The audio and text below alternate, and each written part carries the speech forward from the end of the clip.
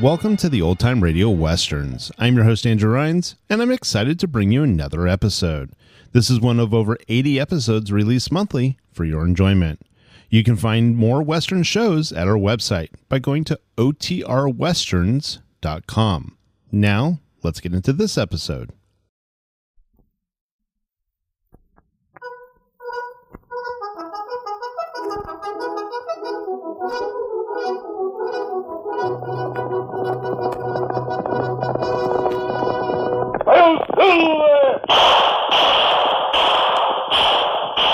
A fiery horse with the speed of light, a cloud of dust, and a hearty hi-yo Silver, the Lone Ranger.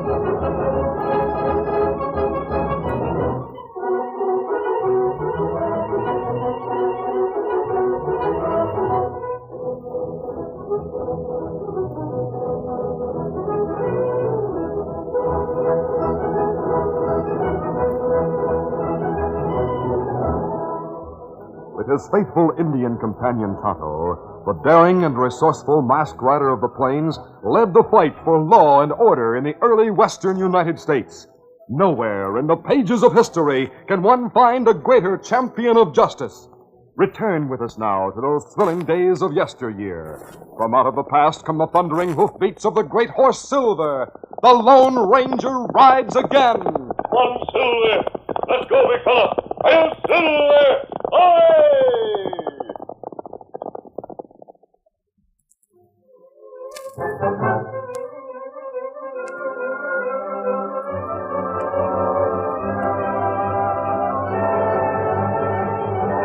Rufus Van Port sat in his large business office in St. Louis and listened as his business partner, John Holly, talked. Rufus, you've been making trips to the far west to buy cattle for over 20 years. Time you took it easy and let your son Ted take over and do our cattle buying. No, it isn't that I don't trust Ted's judgment, John. I know he could do it. Then why in tarnation do you hesitate to send him? He's a good horseman, a fine marksman. He certainly ought to be able to take care of himself out there. Of course he could. Well, then what's your reason for not wanting him to go? John, Ted's all I have now that Martha's gone. Suppose the West appeals to him so much he doesn't want to come back to this business. Fiddlesticks. Why would he want to stay out there? John, there's something no one else ever knew except Martha. I'm going to tell you now. What? Ted isn't really our son. What? We adopted him. But I thought... Like everyone else, you thought Ted was born in Kansas City when Martha was visiting her folks there while I went west on a cattle buying trip. That's right. Well, it didn't happen that way at all. I brought Ted back with me from the west when he was about 6 months old. Well, tell me about it. I took a stage from Pecos on the way back east. A young woman with 2 babies rode in the same coach with me. They were twin boys. She seemed poverty-stricken and unhappy. Go on, Rufus. The stage stopped at a way station. The driver and I went inside for food. When we came back to the coach, the woman was gone. But one of the babies was still there with a note pinned to his blanket addressed to me. You see, the woman and I had talked a little during the trip. She deserted the baby boy? Yes. In the note, she asked me to take him and bring him back east. He tried to find her, but couldn't. So I brought him home with me. That baby was Ted. Scott, Rufus, I never thought for 1 minute Ted wasn't your own flesh and blood. Martha and I adopted him legally, so he is my son. Ted knows he's adopted, but he doesn't know the details. You know, John, I always felt that if he went to the far west, he might stay there. If he goes this time, he'll be going right to the territory where I first found him. Well, what of it? I reckon I am being foolish. When I think of that trip, I don't feel like facing the hardships of travel. Ted will be excited about going, Rufus. He deserves the chance to show what he can do. All right, John. I'll let Ted go in my place. He'll leave day after tomorrow.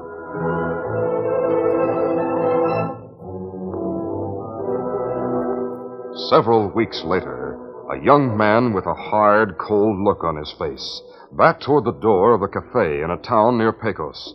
The gun in his hand was steady as he spoke. First one who makes a move will get a bullet, savvy? You won't get away with this, dude. I'm getting away with it. Glad you all carried so much cash with you. So long. Let's get him. Be careful. It's the second Billy the Kid. Yeah, I cleaned us of all our cash. Come on. There he goes. He's getting away. Come on.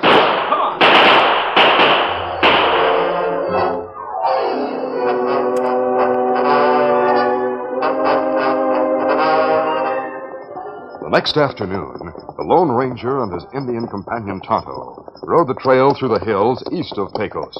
We still hunt for Eaton gang, Kimasabi? No, Tonto. Eaton and his men are said to have crossed the border. Right now, we're looking for a lone wolf bandit called the Dude. Oh, not hear of him. When I talked to the United States Marshal in Pecos about the Eaton gang yesterday, I heard about the Dude. The Marshal said his name is really Tom Willis, a fellow about 21. He used to live in this territory with his mother on a rundown farm. Oh. Young Willis resented being so poor and kept to himself most of the time. His mother died a year ago. And he turned bandit and is trying to follow in the footsteps of Billy the Kid. That's not good. After he obtained money by robbing people, Willis bought fancy clothes and riding gear. Because of that, he became known as a Dude. So far, he hasn't killed anyone. He's become bolder lately and may turn killer. Yesterday, in broad daylight, he held up the cafe in Brighton near here. Very clever at covering his tracks. We'll try to find him before he does commit murder. Come on, Silver. Get him up, Scout.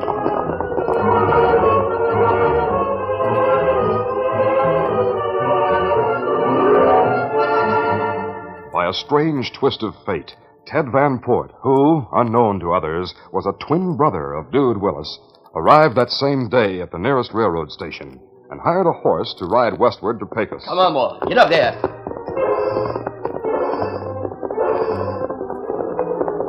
As he rounded a bend in the trail not far from Brighton, he came face to face with the sheriff and his men. Look, Sheriff! It's the Dude!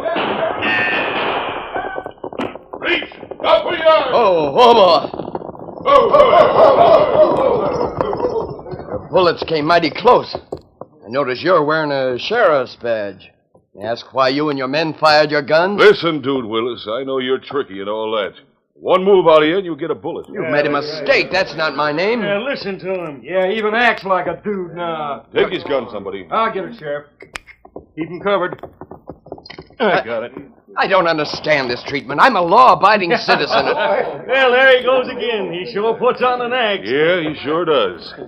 Dude, we all know you by sight. You can't pull that loco talk on us. We're taking you back to Brighton to jail.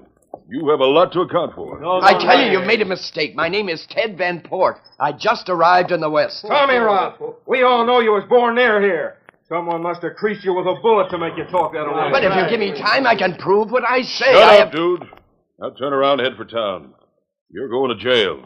You'll stay there a long, long time. But if... Now go on, go on. Get up. Get up, come on, get up.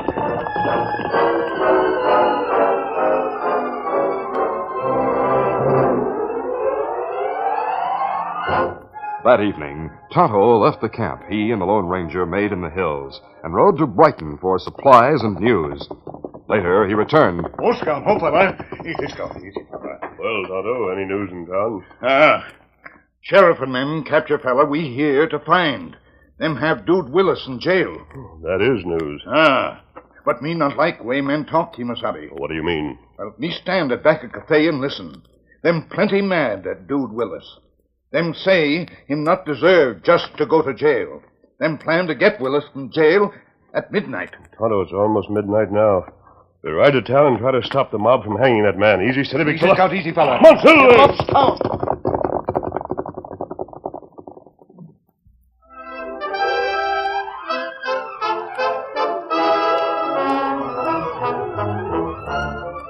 The curtain falls on the first act of our Lone Ranger adventure. Before the next exciting scenes, please permit us to pause for just a few moments.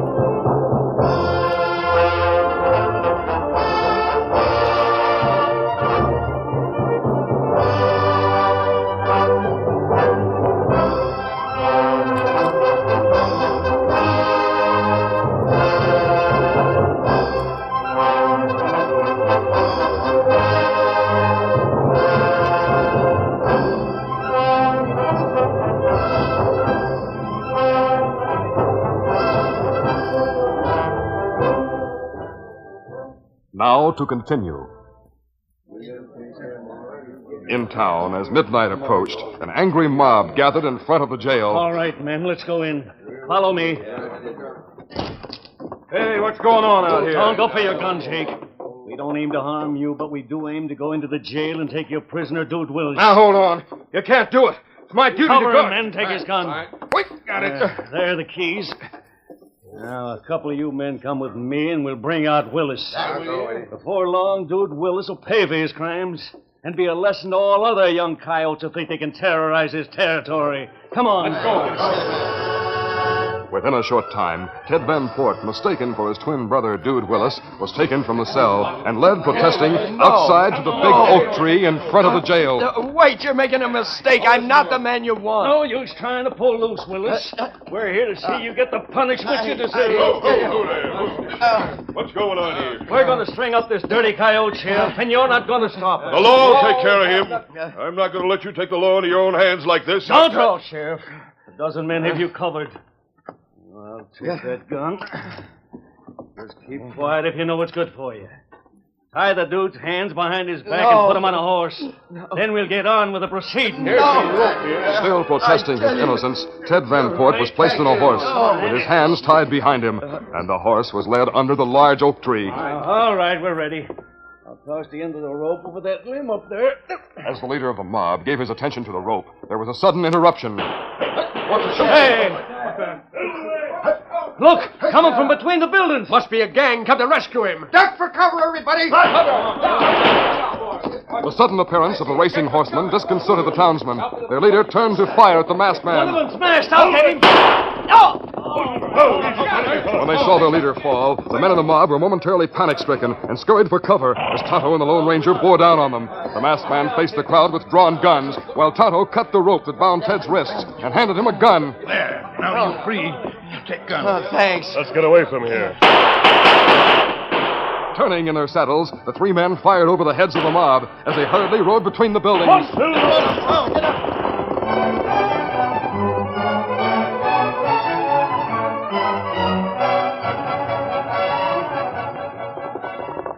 The Lone Ranger and Tonto took pains to cover their trail after they left town. Finally, they arrived at their camp with Ted. Oh, thanks. You men saved my life. We got away with it only because the crowd was taken completely by surprise, Willis. I'm not Willis. Everybody says I am, but my name is really Ted Van Port. I arrived from the East only today. I don't understand all this. Tell me more about yourself.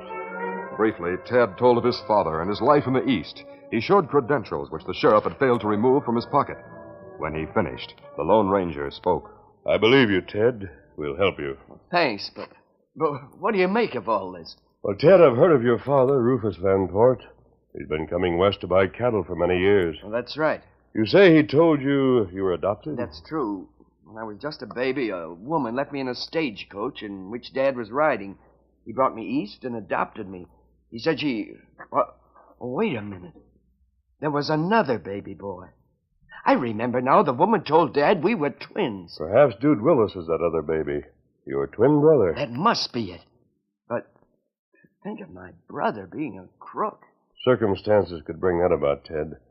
The main thing right now is to find Dude Willis and prove to the sheriff and the townsmen that they made a mistake. We'll start at dawn and try to pick up Dude's trail. The following morning, early, the Lone Ranger with Tonto and Ted set out to find Dude's trail. They spent an unsuccessful day, then returned to camp. Tonto again rode to town for supplies. When he arrived at the camp, he brought helpful news. Fella. Easy, Scott, easy, fella. Came back in a hurry, Tonto. Me here in town, Dude Willis, hold up stage this afternoon near Narra Pass. Well, that's a break for us. Maybe we'll be able to pick up his trail from there. We'll take Ted with us and leave at once. A posse had been forming to ride to Narrow Pass when Tonto left town. Consequently, the masked man, the Indian, and Ted arrived there first and found the bandits' trail, which they followed. Dude, as usual, had covered his tracks carefully, but the Lone Ranger and Tonto, due to their long training and experience, were soon able to uncover them and continue toward Dude's hiding place. Meanwhile, in an old prospector's shack, Dude lay resting after the stage holdup. I'll soon have enough to take things real easy. Hey, something bothering my horse out there. 3 riders coming. He'll get a good hot reception. Dude crouched near the partly open window, facing the direction from which the 3 horsemen were approaching. Just before they came within gun range, they separated. Gonna try to trick me by coming in from different angles. Stay back or I'll drill you. That masked man on the white stallion. I've heard of him. As bullets whined through the open window, Dude ducked. When he looked again, the masked man wasn't in sight. The Lone Ranger, Tonto, and Ted had dismounted among the trees and, under cover of the tall brush, moved cautiously toward the shack. Dude watched closely, gun ready. Suddenly, from the window across the room behind him, he heard a voice. Stop your gun, Willis. Hey, what the... Dude whirled to fire at the masked figure. You not shoot. Oh, my arm. Pick up his gun, Tonto. Me get gun. Well, Willis, you're through. Ted, come on in. Hey, what? I see now why I was mistaken for him. Why, he looks just like me. That's right, he does. Exactly like you. Them look like same feller. If them not dressed different, me not know one from other. Why, I don't savvy. Keep Willis covered, Tonto. I'll go outside to meet the sheriff's posse. Hey, that's the masked man who took Willis away. All right, cover him, men. Some of my men are behind the shack. If Willis and your Indian partner are inside, they can't escape. Now, hold on, Sheriff. I'm not an outlaw. I carry a note from the Pecos Marshal to you, and here it is. Yeah, see. Why, thunder, men, according to this note, the masked man and Indian are friends. They came to help hunt for Dude Willis. That's right. What's more, that white stallion in the paint back among the trees. Now it comes back to me who the masked man and Indian are. Well, mister, I reckon you did me a good turn last night saving Dude Willis. Hope he didn't get away. No, he didn't. But I want to warn the men who started to take the law into their own hands. They would have been sorry if they'd succeeded. No, we wouldn't, mister. That crook deserves to hang. But there'll be no more mob justice, understand? I think I can show these men how wrong they were, Sheriff. Tonto, bring out Dude Willis. Here, Willis, Kimasabi. Man, is this the man you intended to hang last night? He's the one. You know darn well he is. Ed, will you come out? Take a good look. Who is this man? Jiminy, he looks like Dude Willis. Which one is Dude Willis? Did anyone here tell me? Doggone if I can tell him apart. Now, this man is not Willis. Yet he's the one you almost hung last night. That's right. The man standing near my Indian friend is really Dude Willis. It's a long story, but these two men are twin brothers. What? Twin brothers? Hey, my mother said I had a twin brother. She left him on a stagecoach years ago, and some cattle buyer took him east. That's right, dude. My father told me the same story. Mom died. We were poor, and I was sick of not having anything. I sort of went loco. I reckon you didn't expect to find you had a twin brother who's a crook. Well, maybe after you've finished your prison term, dude, you'll decide to go straight. If you do, we'll get together. Young fella, you told us you were Ted Van Port. I reckon we owe you an apology. Oh, forget it, Sheriff. Masked man, thanks for what you've done. Twin boys, eh? The good and the bad. Dude will go to jail, but his brothers offered him a chance for the future. I hope he takes it. I hope you men have learned a lesson by this. That it doesn't pay to be hasty in your judgment or your actions. Mob rule can ruin the West. The law must make all decisions, not a bunch of angry hotheads. Remember that, and you'll think twice before you try to take the law into your own hands again. That's telling him, mister. We'll get Dude to jail now. He'll stand trial for his crimes.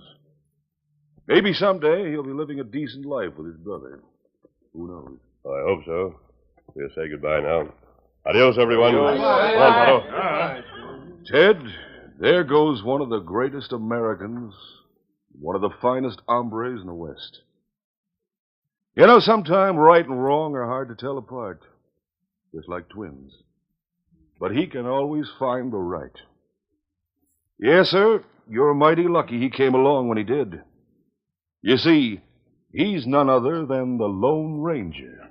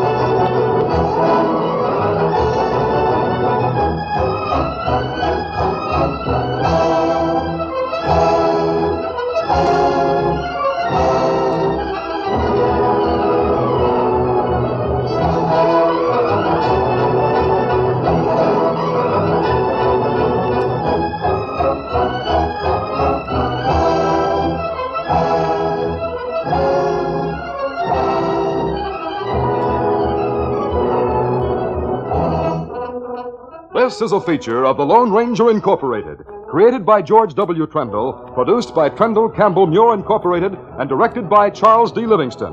Tonight's drama was written by Fran Striker. The part of the Lone Ranger is played by Brace Beemer.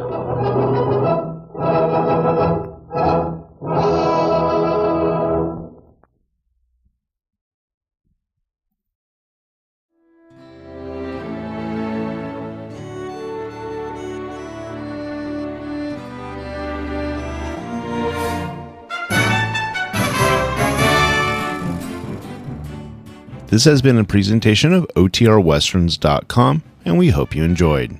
Please take some time to like and rate this episode within your favorite podcast application. Follow us on Facebook by going to OTRWesterns.com/Facebook, and subscribe to our YouTube channel by going to OTRWesterns.com/YouTube. Become one of our ranch hands and unlock some exclusive content. We want to thank our most recent ranch hands, Steve, who joined us recently. You too can join by going to OTRWesterns.com/donate. Send us an email, podcast@OTRWesterns.com, and you can call and leave us a voicemail, 707-986-8739.